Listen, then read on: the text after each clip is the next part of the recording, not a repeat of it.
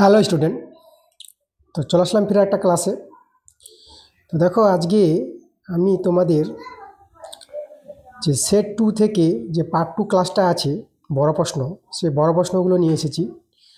দেখো, এই যে আমাদের 5 থেকে শুরু বড় প্রশ্ন, এই সেট 2 ক্লাসের পার্ট 1 ভিডিও তোমাদের দেওয়া হয়ে গেছে, যেখানে 1 থেকে 4 অবধি যে এমসিকিউ এবং এসিকিউ অঙ্কগুলো আছে সেই অঙ্কগুলো তোমাদের দিয়ে দিয়েছি লাইভ ক্লাসে। আচ্ছা, আজকে তোমাদের বড় প্রশ্ন 5 থেকে শুরু করে দেবো। তো চলো, আমরা দেরি করবো না, দেখে নেবো আজকের যে অঙ্কটা আছে। প্রথম অঙ্কটা 5-এর অঙ্কটা দেখো, এই অঙ্কটা তোমরা বই থেকে পেয়ে যাবা। আমরা বইয়ের বাইরের অঙ্কগুলো করাবো, বড় প্রশ্নগুলো বই থেকে তোমরা পাবা। পেজ নাম্বার 45 পাতায় তোমরা চলে যাবা। 45 পাতায় তোমরা দেখবা যে প্রয়োগ 32 নম্বর যে প্রয়োগটা আছে, সেখানে দেখবা এই 5-এর 1 নম্বর অঙ্কটা পেয়ে যাবা। ঠিক আছে, তোমাদের ক্লাস শুরু হয়ে গেছে। তোমরা ভিডিওগুলো লাইক করে ভিডিওগুলো শেয়ার করে দাও, এবং যে তোমাদের যে বইটা পেয়েছো যারা, যে এবিটিএ টেস্ট পেপার 2025-2026 মাধ্যমিক, তো তোমরা এই বইটা খুলবা এবং বইটা সঙ্গে রাখো, প্রশ্নগুলো দেখো। 55 পেজে যে আছে সেট 2 এর বড় প্রশ্নগুলো, সেগুলো তোমাদের শুরু করে দিয়েছি। এরপরে দেখো, পরের যে অঙ্কটা আছে এটা বই থেকে পেয়ে যাবা। 6-এর 1 নম্বর অঙ্কটা, এটা বইয়ের বাইরের আছে, আমরা এই অঙ্কটা করাবো তোমাদের। দেখো, এখানে সমাধানটা আছে।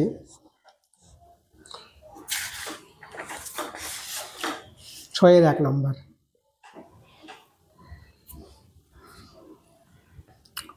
এখানে সমাধানটা তোমাদের করতে হবে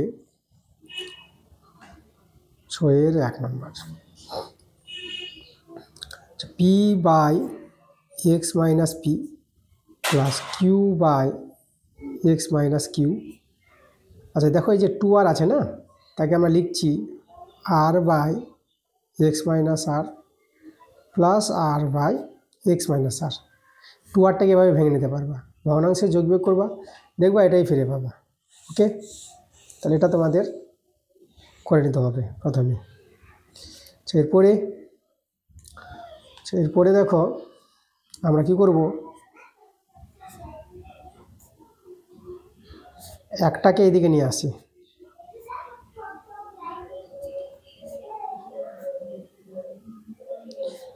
আর এখানে এটাকে এদিকে নিয়ে চলে আসি, Q by x minus Q. ঠিক আছে, একটা এদিকে করলাম, আর এটা এদিকে নিয়ে চলে গেলাম। এবার ভগ্নাংশে যোগ বিয়োগ করব।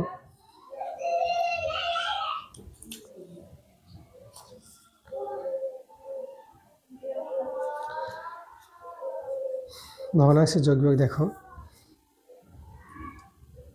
X minus P x minus r.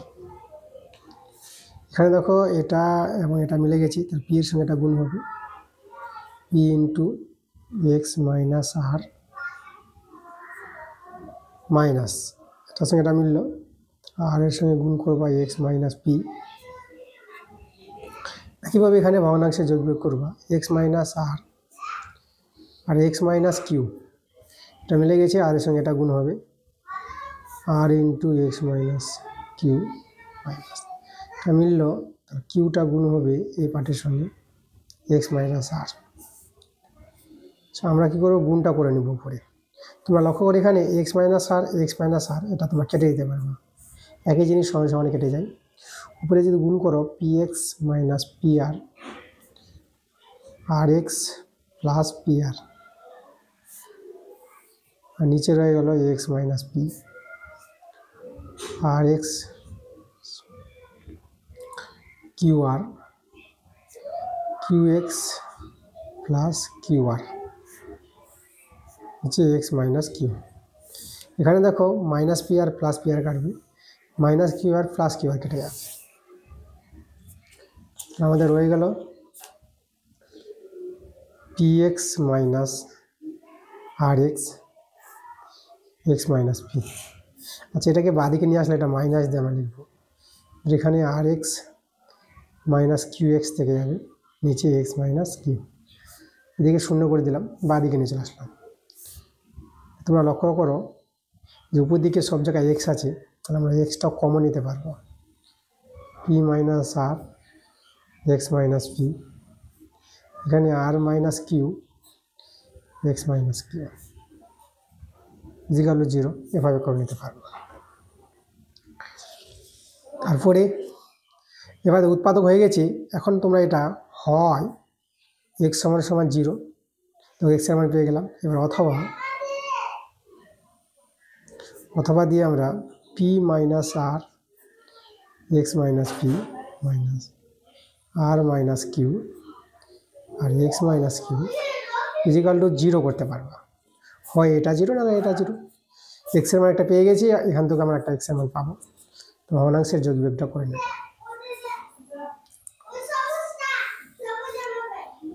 X minus P x minus Q, এবার হরটি লসাগু এটা পাবা। এবার এটা মিলে গেল, তাহলে এটা গুণ হবে এর সঙ্গে P minus r x minus q, এটা গুণ হয়ে যাবে মাইনাস এখানে এটা মিলল, তাহলে আর মাইনাস কিউ এটার সঙ্গে গুণ হবে এটা এক্স মাইনাস পি এর সঙ্গে গুণ হবে ইজিক্যাল টু 0। যেহেতু বর্জগুণ করো না, তাহলে এই পার্টটা কিন্তু 0-র সঙ্গে গুণ করে 0 হয়ে যাবে, থেকে যাবে শুধু উপরে লবটা। আর লবটাকে আমরা যদি গুণ করে নিই, আমাদের গুণ করে হবে p x minus P q r x plus r q. আর এখানে দেখো, এখানে মাইনাস রেখে প্রথম বন্ধনীর মধ্যে গুণটা দেখায়, যদি মাইনাস চিহ্ন আছে বন্ধনী দিয়ে গুণটা করো r x minus p r minus q x plus p q. দেখো এবার ডান দিকে আমরা 0 করতে পারবো, আমরা এখানে সমান সমান 0, এই যে এটা কিন্তু বর্জগুণ করে 0 হয়ে গেছে। P x minus P q r x plus r q, মাইনাসটা দিয়ে যে গুণ করে দাও, চিহ্নগুলো চেঞ্জ হয়ে যাবে এদের মধ্যে, এটা মাইনাস আর এক্স পেয়ে যাবো প্লাস পি আর, আর এটা পেয়ে যাবা plus Q x minus P Q equal to 0। এবার দেখো পি এক্স আছে না, পি এক্স কত আছে, পি এক্স একাই আছে, আমরা পি এক্স লিখে দিলাম। আর এখানে মাইনাস আর এক্স মাইনাস আর দু জায়গায় আছে, তাহলে মাইনাস 2 আর এক্স হয়ে যাবে। যারা সদৃশ রাশি আমরা যোগ বিয়োগ করে নিব। আর দেখো কি বাঁচলো, প্লাস কিউ এক্স আছে, তাহলে প্লাস কিউ এক্স আমরা রেখে দেবো। আচ্ছা বাকিগুলো এক্স বাদ দিয়ে আমরা ডান দিকে নিয়ে যাই, যে মাইনাস পি কিউ, আচ্ছা মাইনাস আবার এখানে পি কিউ, তাহলে মাইনাস 2 পি কিউ হবে, ডান দিকে নিয়ে গেলে প্লাস 2 পি কিউ প্লাস, ঠিক আছে, মাইনাসটা দিকে প্লাস হয়ে যাবে, এই দুটো হয়ে গেছে। আচ্ছা এখানে দেখো এটা মাইনাস আর কিউ প্লাস ছিল, দিকে মাইনাস হবে, এটা এখানে মাইনাস পি আর করতে পারবা, দেখো সবাইকে নেওয়া হয়ে গেছে। এবার এখান থেকে এক্স কমন নিয়ে নাও, 2 আর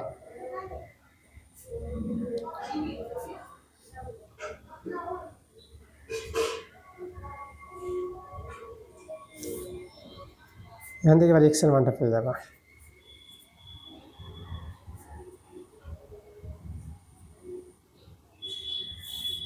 পি প্লাস কিউটা আগে লিখছি, পি প্লাস কিউ মাইনাস 2 আর, দেখো এই একটা এক্সের মান। তো সমাধান করতে বলেছিল এক্সের দুটো মান পাওয়া যাবে, দেখো আমরা এক্সের এই মানটা পেলাম আর এক্সের মানে একটা শূন্য পেলাম, এটাই আমাদের সমাধান, অ্যান্সার হয়ে গেছে। দেখো এরপরে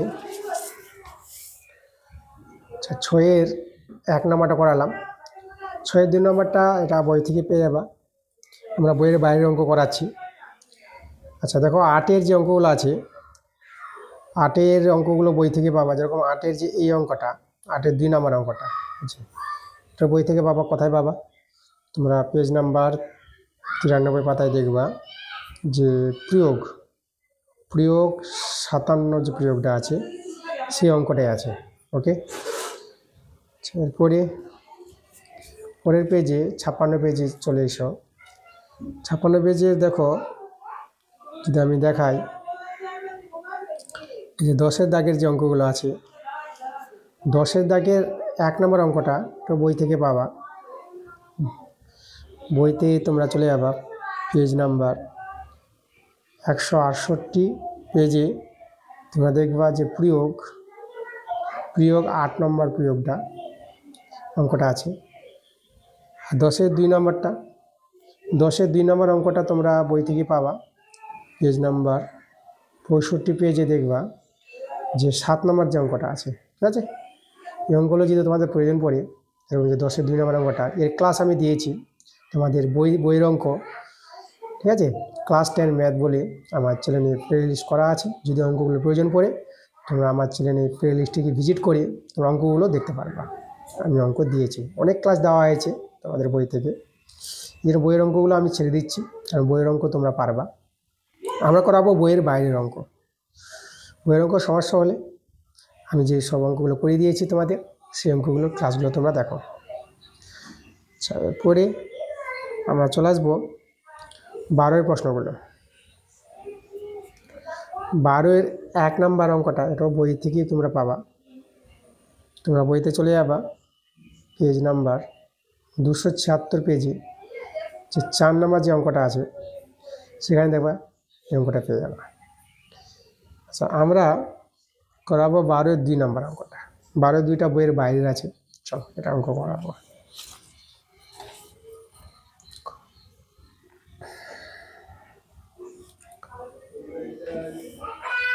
এখানে 12-এর 2 নম্বর যে অঙ্কটা বলেছি,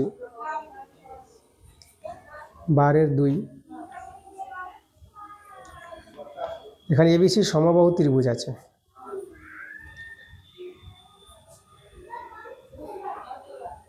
এবিসি, এডি মধ্যমা বলেছি। আর তোমাদের বলে রাখি যে সমবাহু ত্রিভুজের মধ্যমাই হবে উচ্চতা, এবং এটাই হবে লম্ব। এডিটা বিসির উপর লম্ব হবে। সমবাহু ত্রিভুজের ক্ষেত্রে মধ্যমাটা আমাদের উচ্চতাও হবে এবং লম্ব হয়ে যাবে। ওকে, মানে এখানে হবে এডি লম্ব বিসি হবে। সমবাহু ত্রিভুজের এডি যদি মধ্যমা হয় তাহলে এটা হবে। তাহলে এই কোণগুলো 90 ডিগ্রি, সমকোণী ত্রিভুজ। আচ্ছা, এখানে দেখো আমাদের যে প্রমাণটা করতে বলেছে সাইন বিএডি, বিএডি মানে এই কোণের সাপেক্ষে। তাহলে এখানে সমকোণী ত্রিভুজ, সমকোণী ত্রিভুজ আছে। আমরা এবিডি নাম বললাম। এবিডি এর কোণ, কোন কোণটা নেব? বিএডি, যে বিএডি কোণ আছে, কোণ বিএডি, বিএডি এর সাপেক্ষে।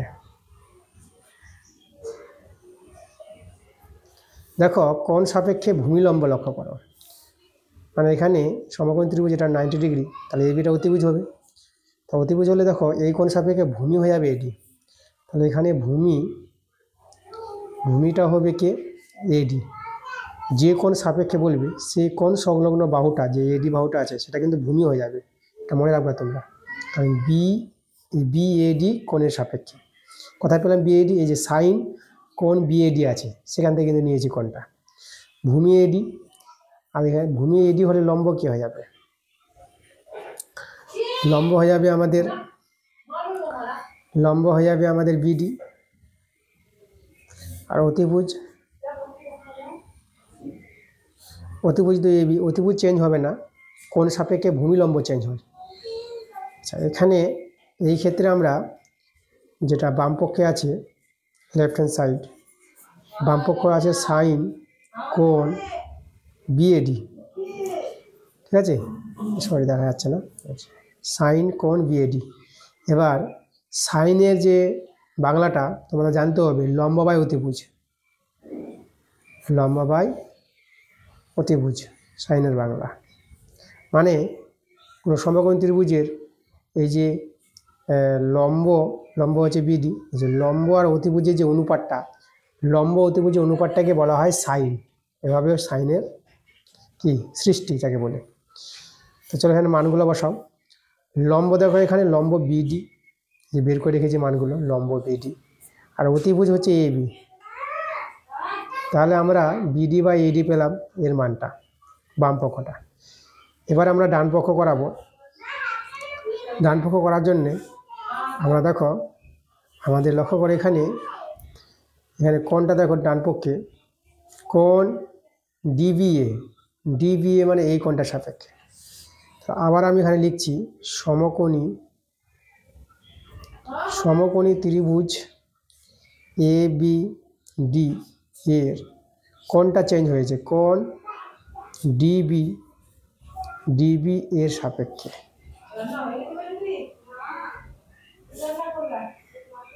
এই যে ডিবি এর সাপেক্ষে আমরা যদি এখন বলি মানে এই কোণের সাপেক্ষে ভূমিটা হয়ে যাবে এখন বিডি।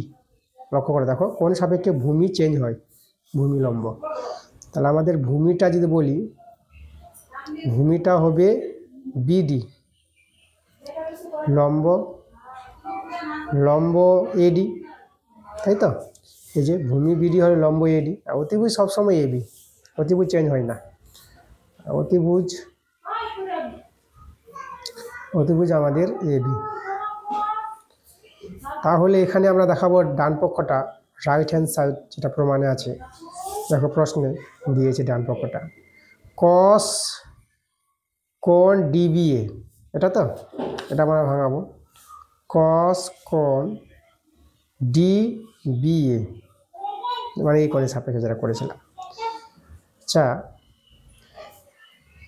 এবার এর যে বাংলাটা কস যে তৈরি হবে ভূমি এবং অতিভুজ, এই যে ভূমি বাই অতিভুজ,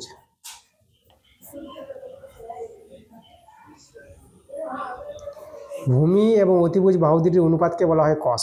ওকে, ভূমি এখানে ভূমিটা বিডি, এই যে দেখো ভূমি হচ্ছে বিডি, তাহলে আমরা এখানে বিডি লিখব।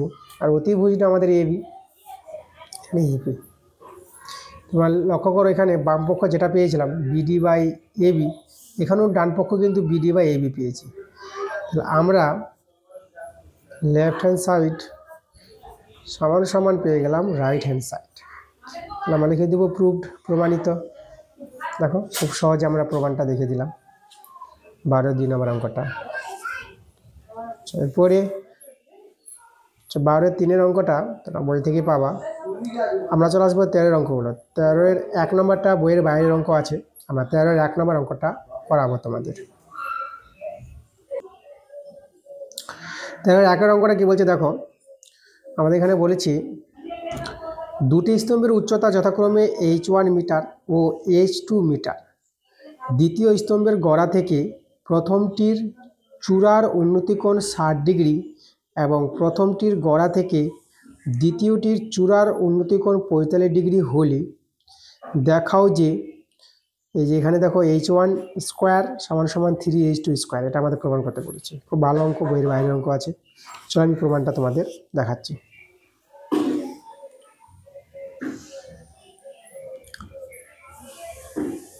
তেরোর 1 নম্বর ছবিটা আমরা আগে তৈরি করি। এখানে আমি একটা ছবি দিচ্ছি, দেখো এখানে দুটি স্তম্ভ আছে। প্রথম স্তম্ভ, একটা ভূমি ধরে নাও, আর এই যে আমাদের দ্বিতীয় স্তম্ভ। প্রথম স্তম্ভর নাম এবি, প্রথম স্তম্ভ। সিডি আমরা দ্বিতীয় স্তম্ভ নিয়ে নিলাম। কী বলেছে দেখো প্রশ্নটা। আচ্ছা স্তম্ভ দুটির উচ্চতা, মানে প্রথম স্তম্ভের উচ্চতা h1 এবি আর h2 হচ্ছে দ্বিতীয় স্তম্ভের উচ্চতা। আর দ্বিতীয়টির গোড়া থেকে, এই যে দ্বিতীয়টি এটা আছে, দ্বিতীয়টির গোড়া থেকে প্রথমটির চূড়ার যে উন্নতিকোণ, ঠিক আছে এভাবে বলেছে। এই যে দ্বিতীয়টির গোড়া থেকে প্রথমটির চূড়ার উন্নতিকোণটা এখানে আমাদের বলে দিয়েছে। কোথায় বলেছে এটা কিন্তু আমাদের 60 ডিগ্রি বলেছে, এই কোণটা 60 ডিগ্রি। আর প্রথমটির গোড়া থেকে দ্বিতীয়টির চূড়ার যে উন্নতিকোণ, এই কোণটা আবার বলেছে 45 ডিগ্রি, এই কোণটা এভাবে কিন্তু প্রশ্নে বলেছে। তাহলে প্রমাণটা দেখাতে বলেছে। দেখো আমরা প্রমাণটা খুব সহজে দেখিয়ে দিব। আচ্ছা আমরা দেখো, আমরা প্রথমে ত্রিভুজ ABC, এই ত্রিভুজটা ধরছি, না সমকোণী ত্রিভুজ, এগুলো সব স্তম্ভ সোজা আছে, লম্ব ভূমির সঙ্গে লম্ব স্তম্ভ, স্তম্ভ বলতে খুঁটি। আচ্ছা তোমরা এখানে দেখাবা যে এবি প্রথম স্তম্ভের উচ্চতা, সিডি দ্বিতীয় স্তম্ভের উচ্চতা, ঠিক আছে, এগুলো তোমরা লিখে দেবা পাশে। আমি একবারে তোমাদের করাচ্ছি সমকোণী ত্রিভুজ ABC। এর কোণটা আমরা নিব কোণ এসিবি 60 ডিগ্রি এর সাপেক্ষে, 60 ডিগ্রি এর সাপেক্ষে। ঠিক আছে, এই যে এই কোণের সাপেক্ষে আমরা দেখাবো লম্ব বাই ভূমি। লম্ব বাই ভূমি, যেখানে এই কোণের সাপেক্ষে লম্ব হচ্ছে এবি, লম্ব বাই ভূমি, ভূমি বিসি। ঠিক আছে, এই কোণের সাপেক্ষে যেটা তোমাদের দেখালাম, লম্ব বাই ভূমি, ভূমি বিসি। লম্ব বাই ভূমি যদি করো না তো ট্যান পাবা। লম্ব আর ভূমির অনুপাতকে বলা হয় ট্যান, ট্যান 60 ডিগ্রি। এবি হচ্ছে আমাদের H1 বিসি, আর এখানে ট্যান 60 ডিগ্রি মান আমরা জানি √3। আমরা কি করব, আমরা এখান থেকে বিসির মানটা বের করে নেব। তবে বিসির মানটা কী করবো, এটাকে উল্টে নাও, বিসি বাই H1, তো এটা 1/√3, এটা উল্টে যাবে। বিসি সমান সমান H1 এদিকে বর্গমূল করলে H1/√3 পেয়ে যাবে, বিসির মান পেয়ে যাবে। আচ্ছা, তারপরে দেখো আমরা এই সমকোণী ত্রিভুজটা নেব, আবার সমকোণী ত্রিভুজ। এবার নিব দেখো ত্রিভুজটা বিডিসি এর কোণ সিবিডি সমান সমান 45 ডিগ্রি এর সাপেক্ষে।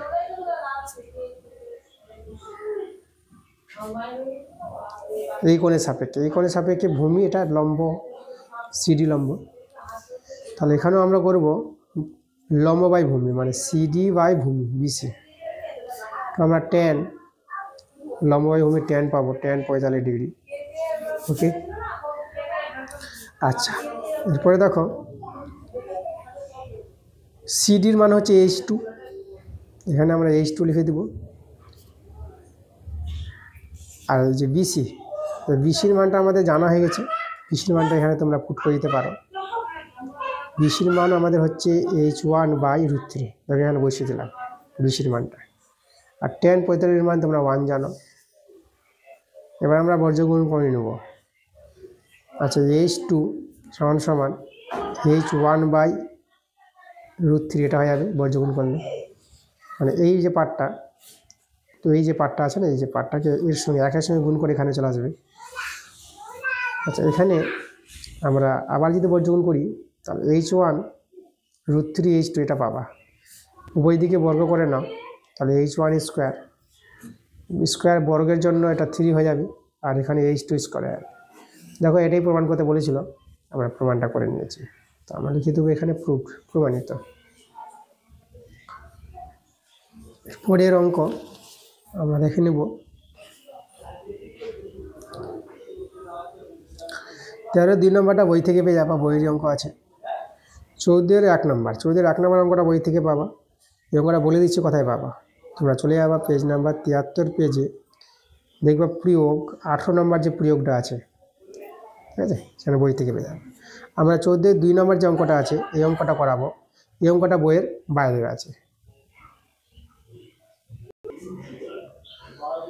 দেখো 14 2 প্রশ্নটা বলছে আমাদের এখানে 4.2 ডেসিমি দৈর্ঘ্যের ধার বিশিষ্ট একটি নিরেট কাঠের ঘনক থেকে সর্বাপেক্ষা সবচেয়ে বড় মাপের নিরেট লম্বাবৃত্তাকার শঙ্কু কেটে নিতে কতটা কাঠ নষ্ট হবে।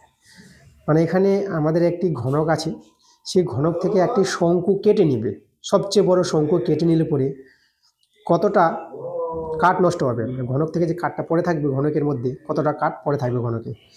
ঠিক আছে, শঙ্কুটা যদি কেটে নেওয়া হয়, সবচেয়ে বড় শঙ্কু ঘনক থেকে। চলো ছবিটা এঁকে তোমাদের আগে দেখাই। এখানে দেখো 14 1 নম্বর অঙ্কটা। আচ্ছা, একটা ঘনক যদি তোমরা তৈরি করো, এভাবে একটা ঘনক, একটা বড় ক্ষেত্রে তোল এঁকে নাও, আর একটা বড় ক্ষেত্রে তোল এঁকে নাও, দুটি বড় ক্ষেত্রে তোল আঁকো।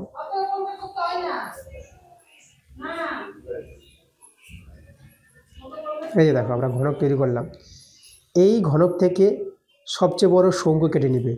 ধর শঙ্কুটা এভাবে তৈরি করছি, যে নিচে দিকে ভূমিটা আমরা দেখালাম।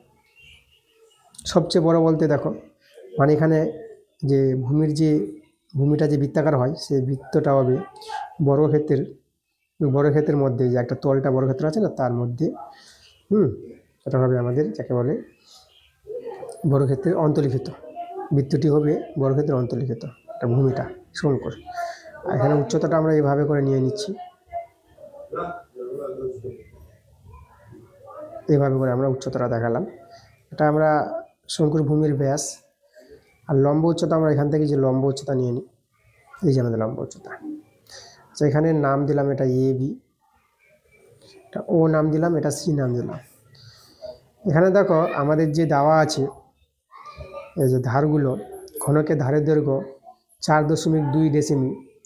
তাহলে এখানে আমাদের শঙ্কুর উচ্চতা যেটা ওসি যেটা আমরা উচ্চতা বলবো, শঙ্কুর উচ্চতা কিন্তু এটাই হবে। এই যে ঘনকটা যতটা উচ্চতা, সেটাই আমাদের কী হবে, শঙ্কুর উচ্চতা হবে না, হাইটটা। আর এখানে এ বি ব্যাসটা, এ বিটা হচ্ছে ভূমির ব্যাস শঙ্কুর, এই ব্যাসটাও কিন্তু এটাই হবে, তাই না? এই যে দেখো, এই যে ধারের দৈর্ঘ্যটা আর ব্যাসটা সমান হবে। তাহলে এখানে ব্যাস পেয়ে গেলে আমরা ব্যাসার্ধ পেয়ে যাব কার, শঙ্কুর ভূমির ব্যাসার্ধটা বের হচ্ছে 4.2, তাকে 2 দিয়ে ভাগ করলে তা 2.1 পেয়ে যাবা। তবে আমরা শঙ্কুর উচ্চতা এবং ভূমির ব্যাসার্ধ যেটা আর, সেটা আমরা বের করে নিলাম। এবার আমরা কি করব, আমরা ঘনকের আয়তন বের করব আর শঙ্কুর আয়তন বের করব। ওকে, আচ্ছা, আগে প্রথমে শঙ্কুর আয়তনটা বের করে নিই। যে শঙ্কুটা কাটা হচ্ছে, তাহলে শঙ্কুর আয়তন লিখব।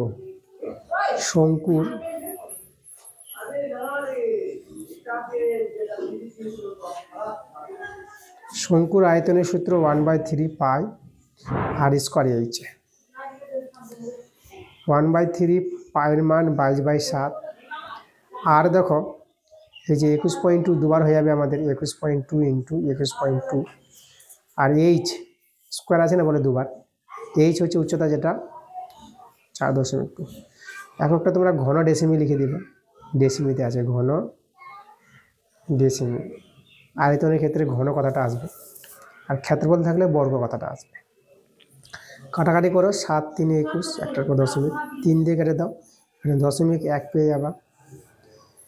আচ্ছা, এখন আমাদের গুণ করতে হবে। দেখো এই যে 22 আছে, 0.1, 2.1, 4.1, এদের গুণফল, এত ঘন ডেসিমি। আচ্ছা, এটা যদি আমরা গুণ করে নিই, তাহলে শঙ্কুর আয়তনটা পেয়ে যাব। তাহলে এটা গুণ করে পাবা তোমরা 19.404, এটা গুণ করে পাবো, এত ঘন ডেসিমি। শঙ্কুর আয়তন পেলাম। এবার আমরা সম্পূর্ণ যে ঘনকটা আছে, সেই ঘনকের আয়তনটা বের করে নেব, তাই তো? মানে কতটা কাঠ নষ্ট হয়েছে, মানে এই যে শঙ্কুটা কেটে নিয়েছে ঘনক থেকে, কেটে নেওয়ার পর সম্পূর্ণ ঘনকের আয়তন থেকে শঙ্কুর আয়তনটা বাদ দিলে পরি, যে বাকি অংশটা পড়ে আছে, সেটাই অতটাই কাঠ নষ্ট হয়েছে। ঘনকের আয়তন আমরা বের করি, তা আমরা লিখব ঘনকের আয়তন।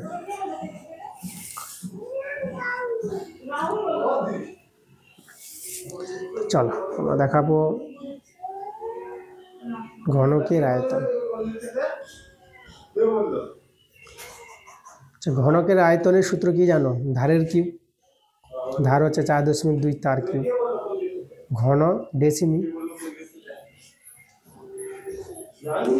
ঘন ডেসিমি। এখানে 4.2টা 3 বার গুণ হয়ে যাবে, কিউব আছে বলে, ঘন ডেসিমি 3 বার গুণ করবা, 4.2 4.2 4, 3 বার গুণ করে এই যে গুণফলটা পাবা, সেটা আমি বলে দিয়েছি কত পাবা, 74.088 ঘন ডেসিমি, এটা পাবা।